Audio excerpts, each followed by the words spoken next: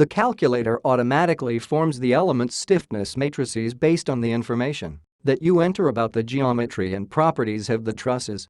When you apply boundary conditions and loads, the calculator uses this information to form the global load vector and nodal displacement vector. Finally, the global stiffness matrix is formed and the global problem equation is solved to find the unknowns in the nodal displacement vector. This gives the displacement at each joint in the truss structure. From this data, element strains and stresses are calculated and displayed in the results section. This tutorial gives you an idea about how to solve 2D truss problems by entering the data in the website. After opening the website, click to solve the problem by entering the data. Let's suppose we have this 2D truss problem and we would like to solve it using the website. This truss consists of 3 nodes, 2 elements, 2 constraints and 1 force. The first step of solving this problem is to add the coordinates of the 3 nodes. Basically, the coordinates of node 1 is 0, 0, the coordinates of node 2 is 2, 1.5, and finally, the coordinates of node 3 is 0, 1.5. The second step of solving the problem is to connect the nodes with elements and specifying the cross-sectional area and elastic modulus of each element. The first element starts at node 1 and ends at node 2. The second element starts at node 2 and ends at node 3. The cross-sectional area of the 2 elements is 0.05 meters squared and the elastic modulus is 210 gigapascal.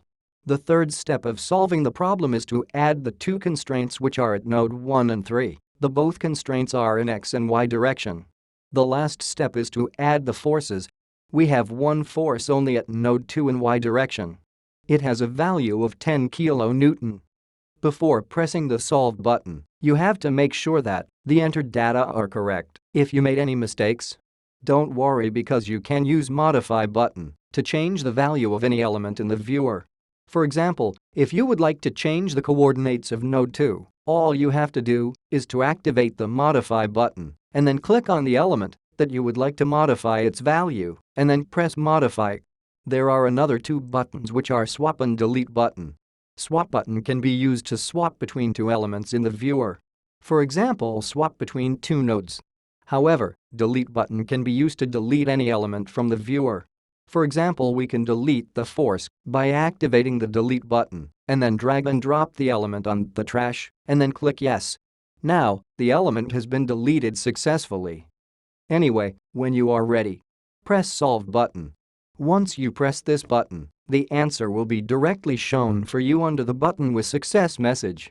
The answer includes the nodal deflection, the stress of each element, the strain of each element and reaction forces.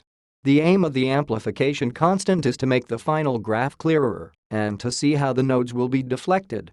To follow the step-by-step solution, click the step-by-step button at the end of the page. New page will be opened automatically with the complete solution.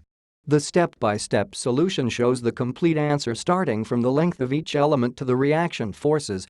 If you have difficulties to read the matrices of step-by-step solution, let's take the stiffness matrix of element 1. This matrix has 4 rows and 4 columns as shown. To make it clearer, let's make each row in a new line and replacing the commas by a large space with removing all the square bracket. Now, I think the matrix is clear and understandable. If you are happy with the step-by-step solution and you would like to keep it on your computer or even send it to your email, there are 2 buttons were added specially for these purposes, which are Save the results as text file and Send solution to email.